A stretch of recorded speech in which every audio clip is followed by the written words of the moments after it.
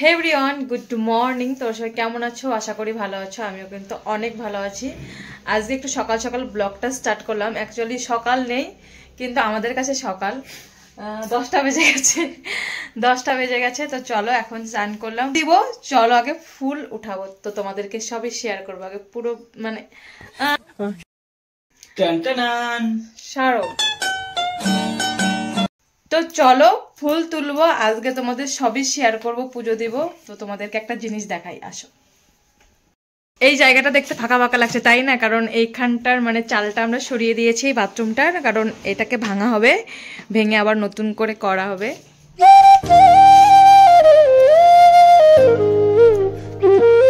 এই দেখো, একটা হচ্ছে গাঁদা ফুল, আর এখন না মানে জবা ফুলগুলো ফোটে না, তার জন্য এই হলুদ হলুদ ফুলগুলো দিয়ে আমরা পুজো করি। কিন্তু এগুলো কি ফুল জানি না, বাট গন্ধটা কিন্তু খুবই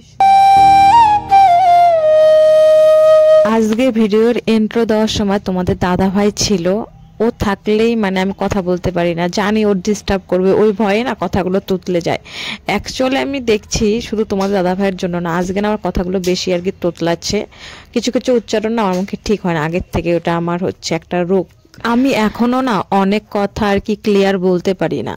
আমার ছোটবেলার থেকে আর কি অনেক কথা আমার মনে আছে, যেগুলো কথা আমি আর কি ভুল বলতাম। আমার দিদি ছিল, আমার ভাই ছিল, ওরা কিন্তু আর কি ভুলটা ধরিয়ে দিত। যখন আমি 8-9-এ পড়তাম তখন জীবন বিজ্ঞান বইয়ে কিন্তু বাষ্প কথাটা আর কি অনেক থাকতো লেখা। তো আমি মুখস্থ করতাম বাষ্প বাষ্প বাষ্প।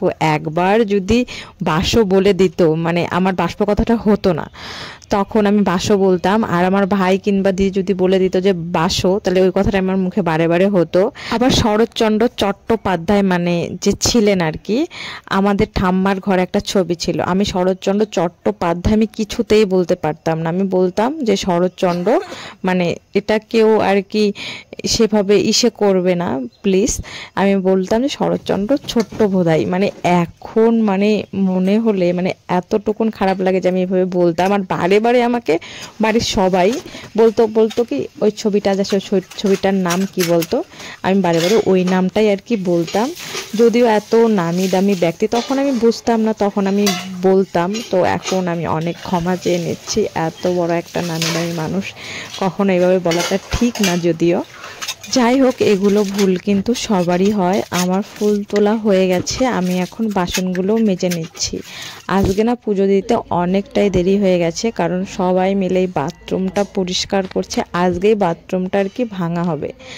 আর দেখো ঠাকুরঘরটা এতটাই চাপা, আজকে ফোন কিন্তু আমি বাইরে রেখে এসেছি, বাইরের থেকে ভিডিও হচ্ছে। আমার পুজো দিতে আর কি প্রচণ্ড কষ্ট হয়, মানে অসুবিধা। আমার ভালো লাগে একটু খোলামেলা জায়গাতে, আগের থেকে থেকে থেকে অভ্যাস, তার জন্য এখন কীরকম যেন চাপা চাপা মনে হয়।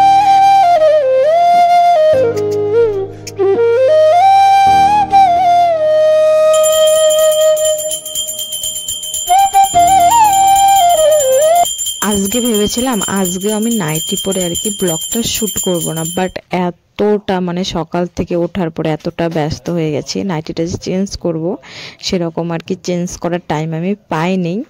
তো ওইভাবেই আর কি ছিলাম, ভাবলাম যে এখন করব, তারপর আর একটা দেখে কাজ এসে পড়ে, ভাবলাম একটু পরে করি, তারপর আরও একটা, এইভাবেই গেছে।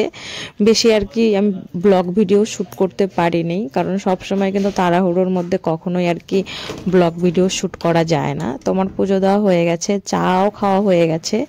এখন মানে কালকে রাত্রের কিছু আর কি ভাত ছিল, সেই ভাতগুলো ভেজে খেয়ে নেব। ভাতের মধ্যে ভাত দিলে কিন্তু প্রত্যেক দিন ভালো লাগে না, ওই ভাতগুলো না নষ্ট হয়ে যায়। নষ্ট করে কী লাভ, আমাদের বাড়িতে গরু ছাগল ভেড়া কোনো কিছুই নেই। তো অল্প কিছুই ভাত ছিল, তোমাদের দাদাভাই না খেয়ে গেছে, কালকেও না খেয়ে গেছিলো। তো কালকে না খাওয়াতেও কিন্তু সারাদিন খায়নি। তো ভাবলাম ঠিক আছে আজকে ভাত ভেজে ওর জন্য পাঠিয়ে দেই, অল্প যদি খায় আবার সে এসে খাবে 5টার দিকে। এমনিতে আমার বর শুকনো, আরও যদি শুকিয়ে যায় তখন বলবে যে বোর টেনশনে হয়তো শুকিয়ে গেছে। তো ছাড়ো সব, আমি এখন ফুলকপি আলু আর পেঁয়াজ দিয়ে আর কি ভেজে নিচ্ছি। একটা ফুলকপি আলু যে ভাজা হয় সেটা ভালোই লাগে, খারাপ লাগে না। ফুলকপির তরকারির থেকে কিন্তু ফুলকপি ভাজাটাই আর কি ভালো লাগে। আর আমার কিন্তু ভাত ভাজাও ভালো লাগে।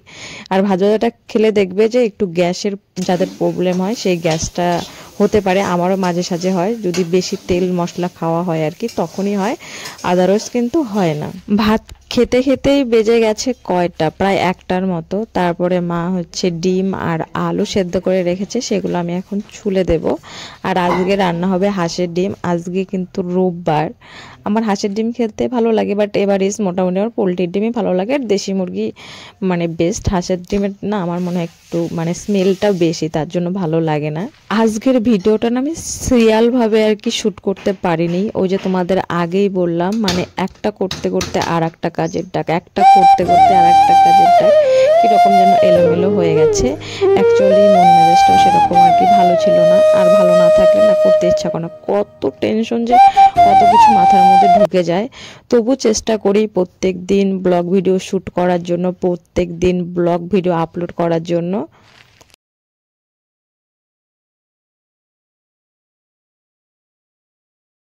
আমার না ডিম ছোলাতে দারুণ লাগে। একটা ডিম না কীরকম যেন ছিল, হয়তো 2-1-এর মধ্যে আর কি পেরেছে। আমরা আগে দেখতাম আমাদের বাড়িতে মুরগি ছিল, যদি ওই ডিমটা 2-1-এর মধ্যে পারে তখন না ছোলাতে আর কি কষ্ট হয়, উঠে উঠে আসে। তো আমি কিন্তু ডিমগুলো আবার ধুয়ে নিয়েছি, যেহেতু আমি ওই থালাতেই মানে ছুলিয়ে ছুলিয়ে রাখছিলাম। আর যদি একবারে থালাতে রাখা যায় না, কত সময় দেখবে ডিমের চোচাগুলো এসে যায়। যদি ডিমের চোচা রান্নার পরে মুখে লাগে তাহলে তো আমার উল্টির মতো এরকম হয়ে যায়। দেখো এখন বাজে হচ্ছে প্রায় দুপুর 2টোর দিকে। আমার সকালের ওষুধ খাচ্ছি, বললাম না সব কিছু এলোমেলো উল্টো পাল্টা হয়ে গেছে। মানে সিরিয়াল বাই সিরিয়াল তোমাদেরকে কোনো কিছুই দেখাতে পারছি না আমি, মানে কীরকম যেন হয়ে গেছে, সব রুটিন চেঞ্জ হয়ে গেছে আজকে। তো যাই হোক, হালকা করে মাথাটা আঁচড়িয়ে নিচ্ছি। আর আমি মাথায় দিয়েছিলাম তেল দিলে দেখবে সবাইকেই কিন্তু মরা মরা লাগে। আমাকে একটু বেশিই লাগছে, কদিন থেকে আমার চোখ মুখ বসে গেছে, জানি না কেন বসে গেছে। তোমাদের দাদা ভাই বলে আমার নাকি নজর লেগেছে। আমার এগুলো নজরে টজরে আমি বিশ্বাসী না। কিছুদিন মানুষের খাওয়া দাওয়া মানে খেতে ইচ্ছা করে, কিছুদিন কিন্তু খেতে ইচ্ছা করে না, তার জন্য শরীর শুকায় আবার শরীরটা ঠিক হয়। তোমাদের দাদাভাই এসেছিল, ও আসলে আমার সঙ্গে কীরকম করতে থাকে। তো কিছুক্ষণ দরজার সামনে আমার সঙ্গে মানে গ্যাজানি মেরে ঠেরেও চলে গেল। আমি এখন মানে বাজে ওষুধটা খেলাম, যে বাজে ওষুধটা যে কবে শেষ হবে তখন আমার শান্তি। এই ওষুধ আমি আর কিছুতেই কিনবো না। আর ওষুধ খেতে খেতে আমি মেঝেটাও ভিজিয়ে ফেলেছি, এটাকে এখন মুছতে হবে। আর চুল কাটার পরে এরকম হয়েছে, আমার কোনো চুলে চিরুনিতে থাকছে না, সব মেঝেতে পড়ে যাচ্ছে। কারণ চুল ছিলকে হওয়ার কারণে কিন্তু মানে চিরুনিতে থাকে না। আর তোমাদেরকে দেখায় আমাদের কিন্তু কাজ শুরু হয়ে গেছে। সবাই দেখো দাঁড়সে আর কি কাজ করছে, এই কাজের জন্যই আর কি ভিডিও করা উল্টো পাল্টা হয়ে গেছে। তো এই দেখো সিমেন্ট আনা হয়ে গেছে, এদিকে ইটও আনছে। আবার আমি চলে গেলাম রাস্তায়, এক গাড়ি আর কি বালু এসেছে। ভাবলাম একটু রাস্তায় যাই, অনেক দিন থেকে যাওয়া হয় না, অনেক দিন কি যাই না কিন্তু রাস্তায়, আমি কোনো দরকার হলে যাই। তো একটু দেখে আবার বাড়িতেই চলে আসছি। কি করব, দেখো আমাকে দেখতে কতটা সুন্দর লাগছে, একদম রুগী মনে হচ্ছে যে 4-5টা বাচ্চা কাচ্চার আমি মা। আমারই যেন কীরকম লাগছিল। তো কোনো ব্যাপার না, কিছু কিছু টাইম এরকম হয়েই যায়। আর মা মিলে না ইটগুলো আনছে। আমি বললাম আমি আনবো নাকি, বললো না তোমার আনতে হবে না, রান্নার দিকে আমি ছিলাম। বাবা মা মিলে ইটগুলো আর কি আনছে। 200 ইট আজকে আনা হয়েছে, আবার যখন লাগবে তখন আবার আনবে। বাড়ির পাশেই নাকি কোথায় আমি তো জানি না।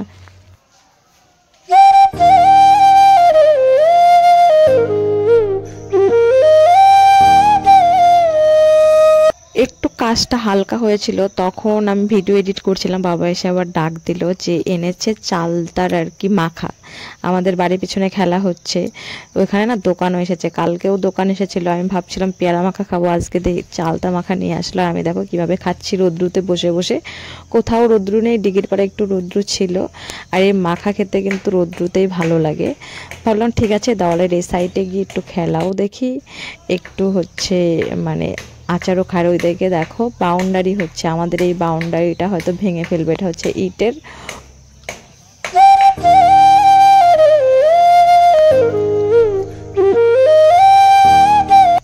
আবার দেখো বিকেলে মামা এসেছে, মামাই কিন্তু আমাদের বাথরুমটা আর কি করবে। আর বাবা দেখো এইগুলো ভাঙছে। তো চলো এই ভিডিওটা আর বেশি বড় বানাবো না। ভিডিওটা কিরকম লাগলো অবশ্যই কমেন্ট করে বলবে। তো দেখা হবে নেক্সট কোনো ভিডিওতে। তো ভালো থেকো, সুস্থ থেকো, অ্যান্ড বাই, টাটা।